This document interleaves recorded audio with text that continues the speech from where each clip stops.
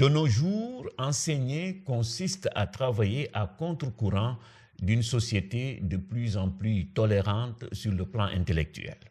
Alors que les masses médias et Internet incitent souvent les jeunes à se laisser aller dans des mondes imaginaires et à profiter pleinement du moment présent, les enseignants leur demandent de travailler, d'être attentifs, d'écouter, de lire et d'écrire. Ce décalage entre ce qu'on offre aux jeunes à l'extérieur et à l'intérieur de l'école s'accentuera avec le temps.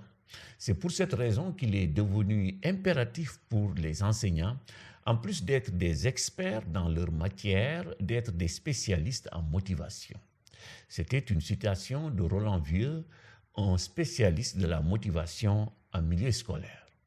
Ce propos, bien entendu, montre une fois encore que le rôle de l'enseignant ne se limite pas exclusivement à la transmission des savoirs sociaux. Se pose alors la question de savoir comment il peut susciter le désir d'apprendre chez les élèves. Au-delà de l'influence positive de l'environnement familial des apprenants, l'enseignant, par ses choix pédagogiques, bref, par ses compétences professionnelles, peut, autant que faire se peut, éveiller le désir d'apprendre chez les élèves.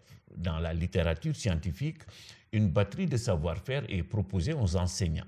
On y retient, entre autres recommandations, la définition claire des objectifs et des consignes, la collaboration entre élèves, la place de l'intérêt des apprenants dans les activités proposées par le maître. L'évaluation est une pratique courante dans les classes, mais elle peut aussi influer négativement sur la dynamique motivationnelle des élèves. C'est dans cette optique que Martin Covington met en exergue le rôle plus que négatif de l'instauration d'une atmosphère de compétition dans la classe. En effet, explique l'auteur, tel que pratiquée dans beaucoup de classes, l'évaluation ne profite qu'aux élèves dits performants, alors que ceux qui sont considérés comme faibles ou moins n'y voient que du feu.